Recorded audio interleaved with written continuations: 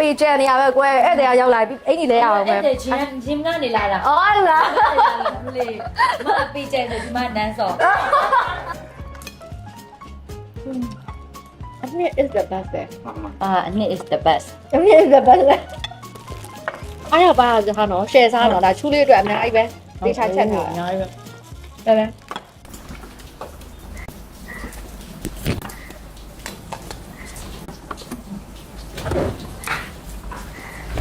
ဒီမှာခဏနေကြည့်အောင်ဥအပြည့်ပဲပင်လယ်စာရင်းမြဲမှာနေကြမှာပေါ့နော်သူစီကနေဒီနေ့ခဏရခဏနေတိုင်းမရဘူးမနက်ကရရဲဆိုတာနဲ့ခဏကြကြထားလို့မကောင်းဆိုတော့ညချက်စားခဏကအရင်အကြိုက်ဆုံး favorite တွေမှာပါတယ်ဒီနေ့ခဏမဆလာလေးချက်မယ်ပေါ့နော်ဟိုအိမ်မှာလည်းမတီတော့မတီချသေးဘူးဒီ soft ပြင်နေတဲ့အတွက်ပြရတယ်ရှိရဆိုတော့တကယ်လို့လာဖြစ်ရင်တို့လည်းစားလို့ရအောင်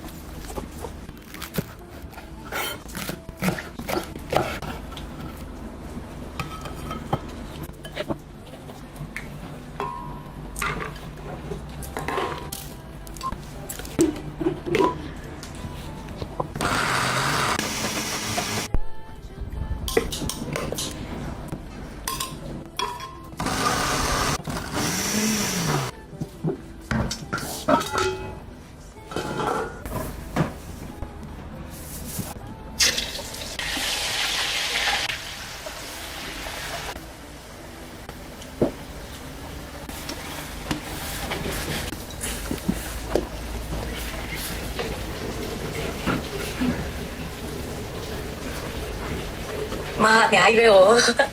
အားရပါစားတော့မှာပဲအဲ့ဆိုလာလို့ရပြီလားကိုယ်ကတန်းပါလာလို့ရတန်းလာလိုက်တော့မယ်လေဒီမှာထက်နေတယ်ဆိုတော့သူတို့ပြီးလို့ရတာပေါ့ကဲလာပြီဟေ့ခုမှစားချက်တော့ရှိဟေ့အပြန်ချက်ရတော့မယ်ဟေ့ဟုတ်ချင်ပါရဲ့တဲ့ခဏချူလေးလာလို့ရပြီနော်ခုမှစားချက်တာနော်โอเคတူတူချက်ပြီးတူတူစားကြမယ်ခဏမစလားโอเคစုံမယ်ငါညီမရေကဲလာပြီဟေ့ဟာ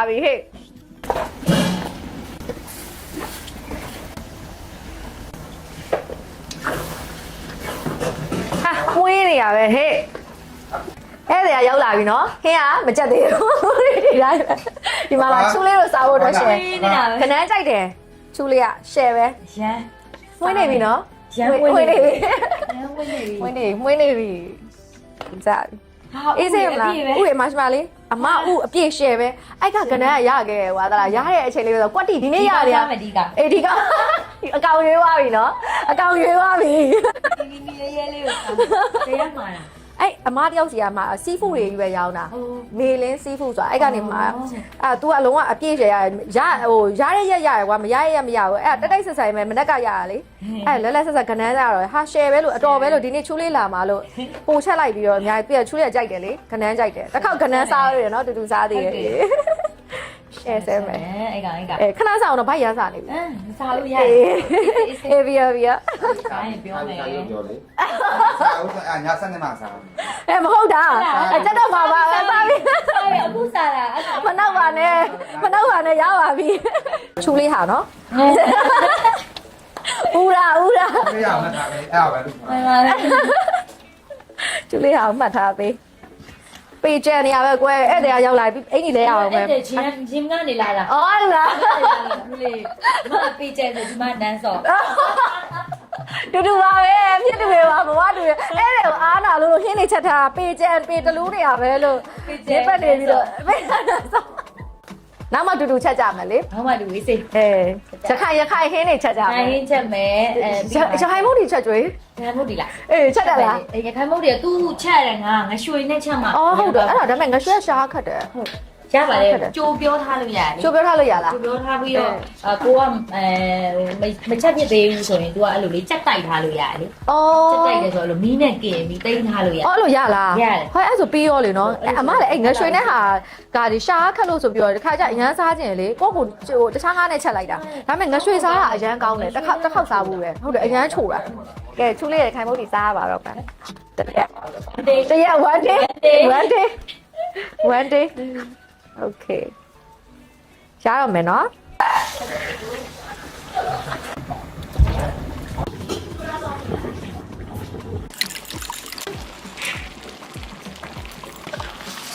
ရပြီနော်ကဲဒါကြက်ရင်ရပြီချင်ဆက်ခနန်းမဆလာချင်ဆက် share ပဲကဲစားမဲ့သူတွေကလည်းအစင်းနေပါပဲအခုအင်ကြီးသွားလဲလိုက်ပါဦးမယ်ဒါဆူရင်ရပြီကဲဒီမှာရပါပြီခနန်းမဆလာချင်ဆက်မှုမွေးလေးပါ ဒီမှာတုတ်လည်းမသိဘူးအတုတ်ပဲ အတုတ်ကဒီမှာဒါကဗာလဲပူစီနံရယ်ခရမ်းချင်ဒီအစိမ်းရယ်တုတ်ထားတာကောင်းတယ်ဟာရှယ်ပဲ တုတ်လားမသိဘူး ပဲပုံမဟုတ်ဘူးဟဲ့ဒါဘာသူတုတ်တာစိုင်းဖို့လားလာရှင်းပြအောင်လာရှင်းပြ ဘာတုတ်လဲဘာတုတ်လဲ ဒီမှာငါဂလမ်းမစလာတငယ်ကြနေပြီမ ဘာတုတ်လဲလာရှင်းပြပေးအောင် လာရှင်းပြပေးဦးဒီမှာဒါဆီယမတုတ်တာဆီယမရှင်းပြပါဆီယမ အဲ့တော့ဟိုကကုသိနဲ့ရဲ့ပဲပုတ်ကိုဒီမှာရှိရအတွက်မီးလေးกินပြီးတော့မှမွေးရပြီတမယာဒီပါတယ်ခန်းကျင်နေပါတယ် ပွင့်တာပဲ တက်တော်နေပါတယ် အဲ့ဘာလို့ခေါ်ရမလဲ ပဲပုတ် တော့ပေါ့ အော်ပူစီနံတုတ်ဟုတ်ပူစီနံပဲပုတ်တုတ်ဖြစ်ပါတယ် စားရတာနဲ့ရှမ်းမြောက်ရောက်တော့ ဟာ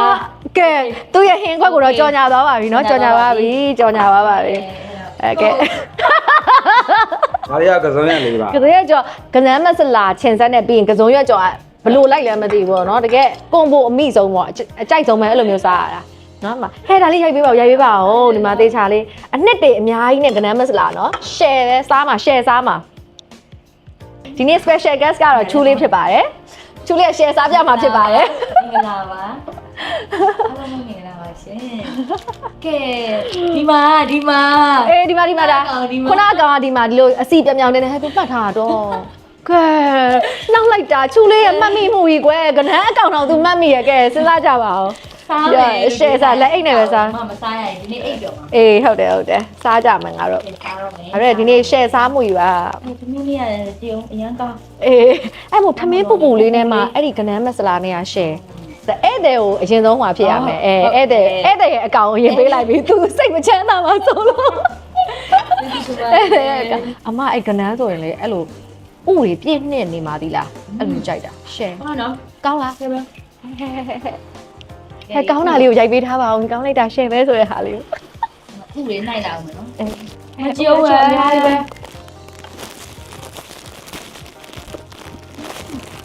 မလေးနော် မလေးအမလည်းရတော်တော်ကောင်းတယ်ဘာလို့အရမ်းပြောသွား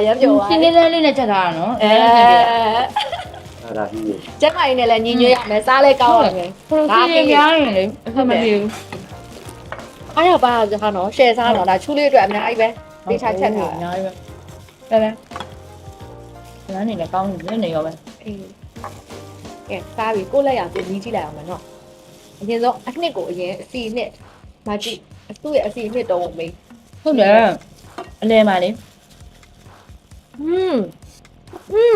တော်ကောင်းတယ်တော်ကောင်းတယ် ဟုတ်ကောင်းတယ်နော် share ပဲ share ပဲ share ပဲ အဲ့နောက်လဲလာစားအောင်နော် ဟုတ်လာချက်မယ်နောက်တစ်ခါလာချက်မယ်လေ လဲလာချက်မယ် လာချက်မယ် share စားရတယ်နောက်တစ်ခါသူ့လေးလက်ရစားသမင်းလေးနဲ့အဲ့လိုအနှစ်လေးကိုနယ်စား ချက်လိုက်ကောင်းပါ ဟုတ်ပါဖေးရထား စွန်တန် ဟုတ်စင်စော်ကားသေးလေးငုံဥလေးနဲ့ဒီနေ့နှစ်ပတ်ကန်တော့အနည်းဆုံးစားလိုက်တော့ ထားမယ်ထားမယ် ဘွားမှာစိတ်မပူနဲ့နော် ဟုတ် ပြီးရင်ပြန်ချပေးမယ်ဝိတ်ကိုလည်းတော့ရေစိတ်ကလာအောင် လာစိတ်နဲ့လာ စိတ်နဲ့လာဆိုတော့မရောက်သေးဘူး စစ်ပတ်လာလုံးပါလေ အေးစစ်ပတ်လာလို့စစ်ပတ် ဒီ လာ ခါတော့ package နဲ့သေးချလာလုံးမယ် အေးတေချာလေးလေးအချိန်မှန်မှန်လေးလေးတေချာလို့ ဟု လိုက် တ်အဲ့လိုလေးလာလုံးလိုက်မယ် သူလည်းဘာမှမဝပါဘူး အာ မထိန်တာစားတော့လေထိန်တာ အဲ့ဒါတော့လာလုံးမယ် ကျဲလို့ပြင်မှာကျဲလောက် ကဲသူ့ရဲ့ဟိုဟာလေးစားမယ် ဟာ သူ့ရဲ့ဒါလေးရအပါ ဒီမှာဟိုကသူက master chef ရဲ့ဟိုကပေါ့သူက judge ပေါ့တခုပြီးတခုစားပေးမှာရဲ့ခဏကတော့ငါအောင်မြင်သွားပြီခဏအရန်ကောင်းတာမနှက်စုလိုက်ရတော်တော်ကောင်းတာပဲ အရန်ကောင်းတယ် ငါဆိုင်ဖွင့်လို့ရတော့မှာလေ စီထည့်ထားတဲ့အချိုးစားကိုလည်းအရန်သဘောကျသွားဒါမိန်းကလေးတွေအတွက်ကစီများရင်မ နော်အဆင်မပြေဘူးစီကလည်းတော်တဲ့ရုံပဲရတာလည်းကောင်းရမယ်6လည်းမ6ကတ်နေဘူးနော်အနှစ်လည်းရှိ ဟုတ်ပါ အကဲဖြတ် ဒီမှာကြည့်ကြ အကဲဖြတ် အောက်မှာ ဒီငါတို့ကြရအောင် ဒီနှစ်လေ အကဲဖြတ်တာတကယ်ကောင်းတာပဲဟဲ့ကို ဟုတ်တော့ ကိုချက်ကိုကောင်းမဟုတ်ဘူးတကယ်ကောင်းတာတော့ငါတော့ပကံပဲဒီနေ့တော့ ဒီမှာဒါ လည်းရန်ကောင်းတယ်တဲ့ခုတ်တဲ့ဆိုင်ကိုလည်းအမှတ်ရပါ යි နေလဲ ဆက်ပြပါအောင်ဟုတ်လားဟုတ်ဘူးတရားလေးဥပါလေးနာချူလေးမှတ်ထားတဲ့ဟာလေးသားတယ် စားပြီဒါ တော့ယူပြီးပါပြီမြန်တယ်သူ့ထည့်ပေးလိုက်ပါနှစ်တွေအများကြီးပဲ ဥလေ လိုက်တယ်နော်အေးပြေ ကောင်းတယ် အေးပြီ ကဲနောက်ဆိုချူလေးကငါအိမ်မှာပဲလာနေတော့မှာလေငါမျိုးစုံချက်ကျွေးမှာကိုညမလို့ပဲသူ့အိုးစပြီးသူပေါ်ရဲအရန်ချက်တာ သူပဲကြီးလာတာမဟုတ်ကြီး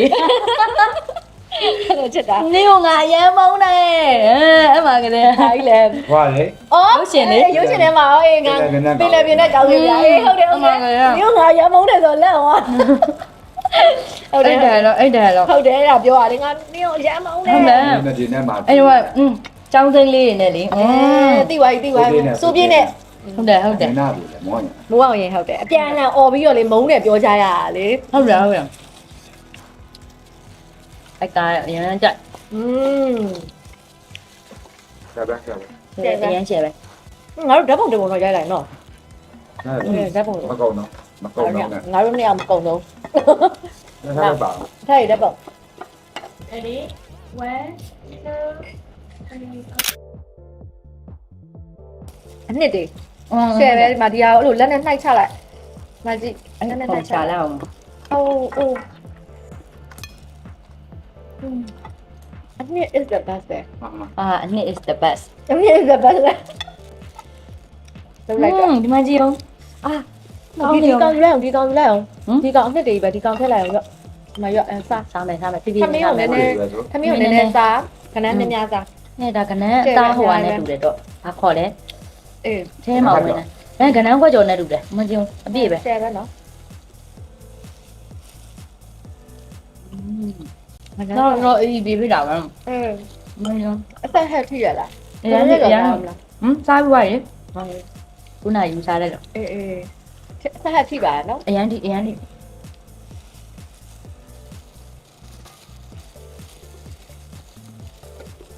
ရှယ်သားနော် အဲ့ဒါတော့ထုတ်ပြရတာပါတော့ ဟုတ်တယ် ကြုံစားရတယ်ကောင်း ဟုတ်တယ် ကုတ်ကုတ် သူကြီးရပကနေရ အေးဆိုလို့ဒီကတဲ့ချက်စားရင်ပိုကောင်းတယ်ဆိုလမ်းမှာသွားရင်မကြုံရင်တများရောင်းတဲ့ဟာစားရင်မတော်နိုင်ဘူး ညတော့မကန်ယူရဆိုလိုက်ပွဲမှာယူရဆို နိုင်လိုက်တော့မယ် လိုက်လိုက်တော့ယူလိုက်တော့ မဟုတ်ရတယ် အဲ့ဒါဘာရစားလို့အဲ့ဒါဘာစားလို့ဝမ်းသာနေပါပြီနော် တော်ကောင်းတော့ ကိုမလက်ရမျိုးနေ အရန်ကောင်း ရမ်းပါနော် အဲ့ပထမဆုံးစားဘူးတာပဲ အမကိုဟင်းချက်ကောင်းလိမ့်မယ်လို့မထင်တာဘူး။နောက်ဆိုအရန်အလားပါကြိုက်ပြီးအရန်ကိုလှလှလေးနေတဲ့လူတွေကဟင်းမချက်တတ်တာများရလေဟုတ်တယ် အဲ့လိုလား ဟုတ်တယ်လေ အမ အားကြောင့်လေ ခင်းလဲလာလေးချက်တယ် ညစာခတ်မယ်ဆိုပြီးလူကြီးတွေပြောကြရလေအဲ့ဒါမှားရတယ်နော် မရနော်တက်တယ်ကြ လည်း ရ ရ မ မယ်ညစာလည်းစားမယ်ဒီမှာကြည့်လိုက်တော့ အဲ့လိုတော့ဖြစ်နေရဲ့လာလေးလည်းနေမယ်ဟင်းလဲချက်မယ်တော့ဖြစ်အမရဲ့အရန်ဝါနာပါရဲ့နောက်ထပ်တစ်ခုဆိုရင်အဲ့ဒါပဲ ဟင်းချက်တာ ဟင်းချက်တာပဲအားနေညဘက်အိတ်ခံကြီးဆိုလဲလေအမအဟင်းချက်တဲ့ဗီဒီယိုတွေပဲထိုင်ကြည့်ရနောက်ထပ်အဲ့လိုကြည့်ပြီးအိတ်သွားတာအဲ့လိုမျိုး ဘယ်မစားဘူး အဲ့လိုဒီဝါနာပါတယ်လေဟိုစားတယ်လေစားတော့ညညတွေထထစားလို့မနေ့အဲ့အကျင့်ကိုဖြတ်နေရတာတကောင်ကြောင့်မထစားဝါရလေ ဟုတ်တယ်အဲ့ဒါအရန်ဟိုကအဲ့ဒီစားလို့အကောင်းဆုံးပဲ ဟုတ်တယ်ဟုတ်တယ်နဲ့ပြန်လျှော့ ချက်တဲ့ပြုတ်တဲ့တော့ပို့ဆိုးတာသိလားဒီဟာလေးရှိရစားလိုက်မယ်ချက်စား အဲ့လိုလိုက်အောင်မယ်ဆိုဖြစ်နေဝါသိလား အဲ့လို အလွယ်လေးတကူတွေဖြစ်နေကဲစားကြမယ်မြို့ဒီအစိမ်းရယ် တရားလေးတော့မပါဘူးပေါ့နော် မပါဘူးကချိန်ကန်စားကြားဖက်ကြလို့လား ဟုတ်ပါဘူး သူ့တဲ့ပဲသူလက်ဝါဟာလေ လေးရွာ ပြင်မဲ့အချိုတွေတဲ့ဟိုငါတို့ဟိုကချိန်ကန်ဆက်တော့တယ်ပြောတယ် အဲ့လိုတော့ဖြစ်သွား ကောင်းပါ စားကြည့်ရမ်းဝါ ဟုတ်တယ် သူတင်မလို့ဘူးကပြောနေချင်တယ်